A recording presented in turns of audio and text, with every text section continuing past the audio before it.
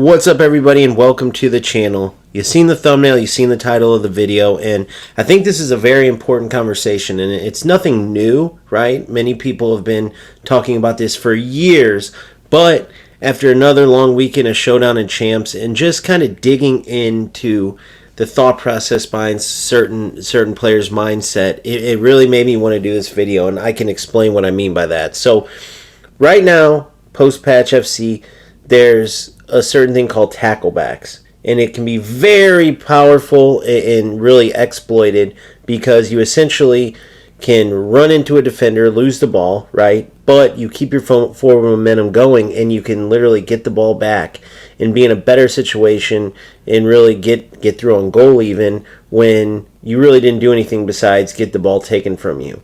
So it's absolutely like a rap move. There's no skill in it at all. Certainly it will be nerfed eventually. But it's a very real thing, and it's getting to the point where players are just literally playing to do that, where they'll come right at you fully knowing they're going to get the ball stolen, fully knowing that they're going to pass right into you, but they just keep that forward momentum going and try to get the ball back. So what drives players to waste their time on something like that? It's not going to get them playing better. That's not going to get them anywhere. But it could get them the win, right? And why is that so important? They're not going anywhere playing like that. It's not like one win's going to get them qualified for something, so they're going to do anything it takes. Well, what it is exactly what you see in the background. It's the need to get the most coins, to get the best packs, to be able to have a chance at getting that brand new promo player, or the small chance they might hit the lottery and pack that Pele or R9. And so you have this crossroads, right? It's all connected, where the developers know this about Ultimate Team, that on the outside it's the beautiful game in a football simulation, right? But truly what they're selling is a drug. And the addiction starts with that one big player you might pack, or watching videos on somebody that packed that R9 that you really want so bad, and now you'll spend the rest of your time opening as many packs as possible, right, to try to get that player, putting as much money as it takes to keep opening those packs. And every once in a while you'll get that decent player, or even that good player that really keeps you going because you want that next one. You're chasing the dragon, right?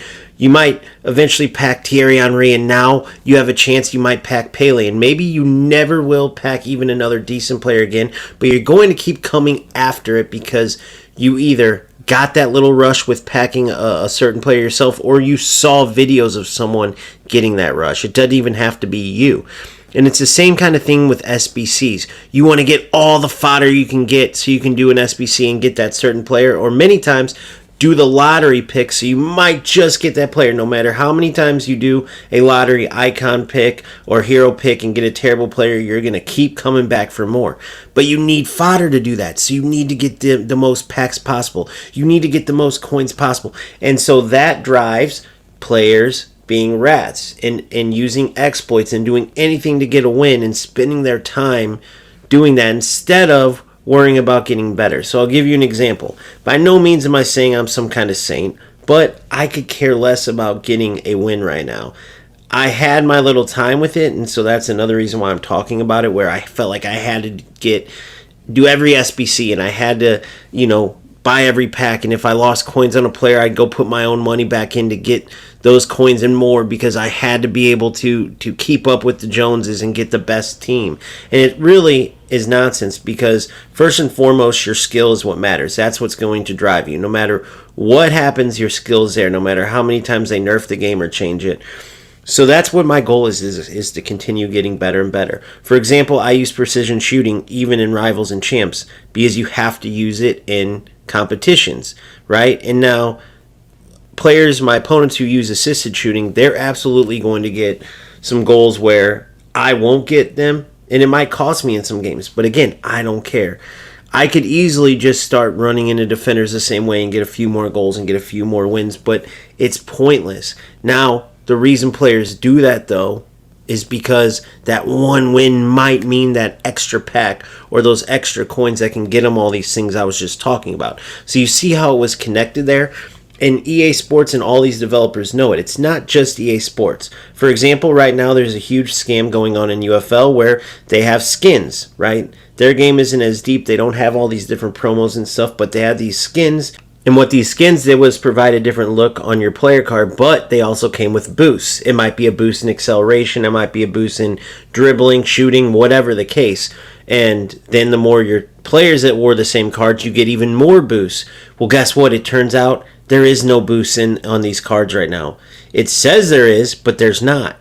And they said, oh, well, we'll eventually add them. But why do you think they release these skins with those boosts knowing that they didn't have them? Well, because nobody would care enough to just buy the boosts for the player card to look this way or that way, right? The reason players buy the skins is no different than what I did. I was playing at the top rankings in the world, right? So I'm playing the top players in the world, or at least very good players, game in and game out. So I need a team to be able to play at that level. I need to get every edge I can get. Well, these boosts on these skins provide that, right? Every player had them on top of the best players in the game. So you go out, you spend your money, you buy the skins. Now, other players will buy them too because they just have to keep up with the latest and greatest. They have to get this. It's part of the addiction, and UFL knew that. It wasn't just enough to have the skins.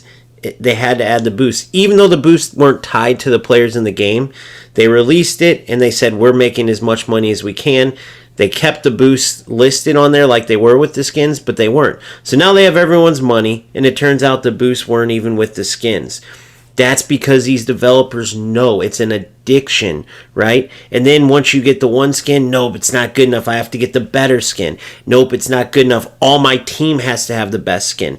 And that's how developers get money. So again, it's a crossroads because why there's such a large player base is first and foremost because players come to play the beautiful game because they're football fans. That's why I play. That's why I cover the game with as much passion as I have. However, these developers are no good. They're literally drug dealers. No different than any street drug dealer. It's just a disguise. What they are doing is disguising the drug they are selling with the beautiful game. But what they're truly doing is finding any and every way to take your money, to get you hooked. That's what they do. That's why the probabilities are so low. I'll give you an example. You can go look a video up where Nick Runs a Foot Market was playing eFootball, and there's this big new Gareth Bale card out that everyone wanted. And essentially the way they do it over there is you have like a certain, percentage chance of getting, the top player, which in this case was Gareth Bale. So you'll keep, unpacking or opening, whatever you want to call it over there, different players. And then let's say after 20 openings, you're like guaranteed to get Gareth Bale. Let's just say, well, whatever it was around like $200 to get this Gareth Bale card. So what players do over there, they essentially buy a player. So you want Gareth Bale, okay, give us $200. You go through the motions, right? Because eFootball can't just say, okay, if you want this player, pay us $200, you got him. They have to hide it. So essentially, you'll open up all these players you don't care about, right? Go through all those motions. And then like the 10th, 11th pick, boom, here's Gareth Bale. All that was nonsense to hide the fact that they just took your money to buy a certain player. It's all part of the addiction because you need that new Gareth Bale. You have to have him in your team. But the reality is, if you don't have skill, these players aren't going to do anything for you. And even if you are evenly skilled with some players, I faced many of them this weekend, the Mbappes, the Vinnies, and all them, they're going to get you maybe one extra goal, 2 extra goals, and yes, that is going to get you 1 extra win, 2 extra wins. But you better believe that skill is what matters most in these games. And EA Sports doesn't care if you know that or not because you're already addicted.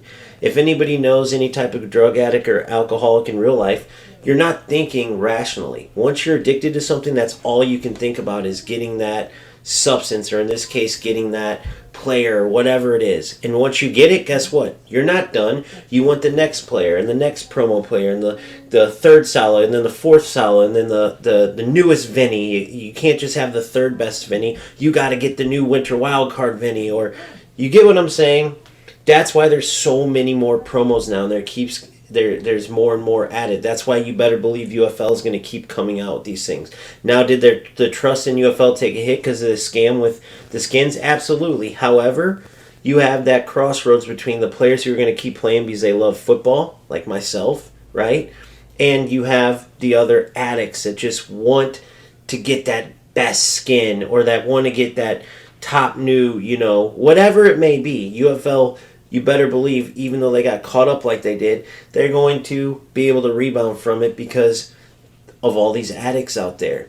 And you better believe this is also what drives the rats, the glitchers, the toxicity, because why would these players waste time doing that when they're not getting better, when they get a pointless win? They don't even play at a high level, right? They're not even able to compete. Well, because that extra win is going to give them that extra pack or that extra amount of coins, which will give them that extra chance at getting that rush and at packing that top new promo player they want or that team of the year. Just give me any team of the year, please. And they put all their money in, and then they get all the packs that they can to then do the next lottery SBC. And they'll get a terrible player 100 times, and guess what? They'll go for it another 100 times. They don't care. That's why you have players that, aren't really making the rational decision, like maybe I should put time into the game to get better because that's what's going to help me in the long run. No, they want that win right now so they can get that extra rank, so they can you get what I'm saying. It's all tied together, and then you get to toxicity because you have your players who want to play football and they can't stand those kind of rats or the glitchers, that the people that will exploit anything to win. And then those addicts or rats or whatever are getting mad because you're taking away their chance at getting that extra rank, which will get them, that extra pack or 2 packs or that X amount of coins that they could then use to go purchase this player or that player. Like, it all ties together, and it creates this bomb that essentially goes off within these football games. So that's exactly why EA Sports spent so many years ignoring the player base, because they know nothing is going to cause these addicts to leave because they're addicted to that rush, to that new pack, to that new player, to that SBC. And not only that, but you also have players that love the beautiful game, that love playing football, that have been playing their whole life. So they know they're still going to get their money no matter how bad their game was. However, you've seen recently they finally lost enough players and saw their bottom line being affected enough that they changed the game. But that was only a means to keep making money. It was not because they wanted to give the player base an awesome game to play. The whole reason for this game anyway is to make money by any means possible, right? It's just hidden behind football in this sense. But EA Sports makes a ton of different games. And then the strikers, the developers of UFL, yes, they make a football simulation, but that's because they know there's money behind it. If there was money behind 2 people throwing a rock back and forth and they could get as much money doing that, guess what? That would be what they're developing. It's not really about the beautiful game. It's just that there's enough people that love football, which they know that too, that love playing football simulations, whether they were real life players or not. There's all different types of people that love football simulations. There always has been. That's why it's such a popular and huge title, right? And they know this, but you better believe that behind everything is the fact that they need to drive these addicts, because that is how they get rich. That is how they stay rich. So it's just pretty sick when you think about it, but that's what it is, right? If you want to play a football game, which I do, this is what you have to deal with. And it just really sparked the thought in my mind tonight, just because when you face these players that just go for exploits and aren't trying to really play the game at all, you start to think, okay, well, why do they play like that?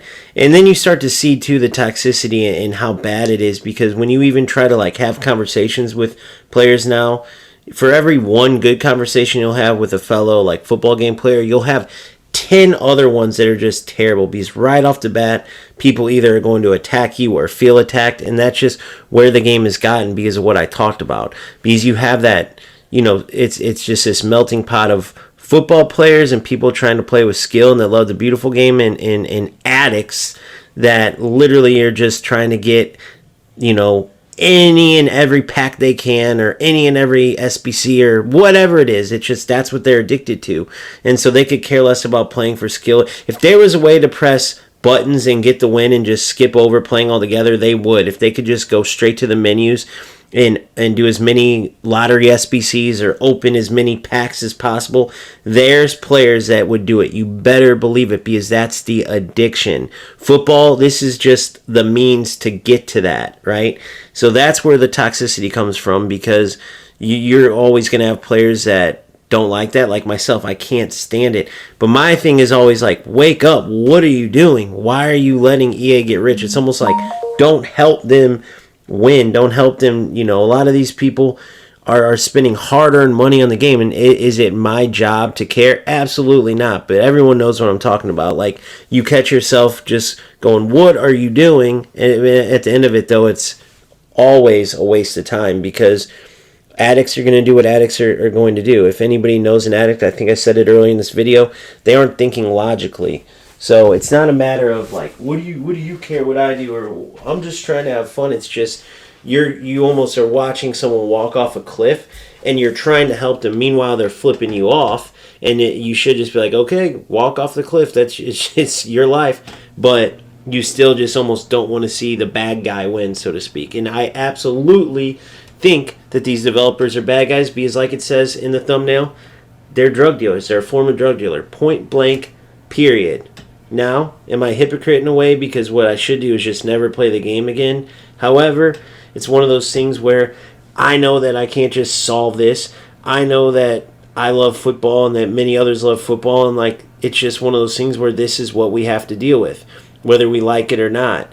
So it doesn't mean that I can promise I'm never going to be pissed about this, or look at someone trying to exploit everything so they can win, so they could get that many more coins to open that many more packs or whatever. I can't promise I'll never say anything to them either, even though it's a waste of time. But sometimes just talking about it does almost make it better, though. At least drives the conversation. Like, it's just a crazy kind of world we live in, as far as this gaming world of football gaming, and really any game. There's a lot of other games like this too. It's just, this is the game that I play. This is the world that I'm in. So just worth a talk for sure, because it's pretty crazy, and make no mistake about it, no matter what game you play, no matter how good the patch they release is, or what kind of benefits they give the players, make no question, all of these developers are greedy drug dealers, just in their own way, selling their own type of drug, period. So with that being said, keep grinding, keep having fun, and I will talk to you later.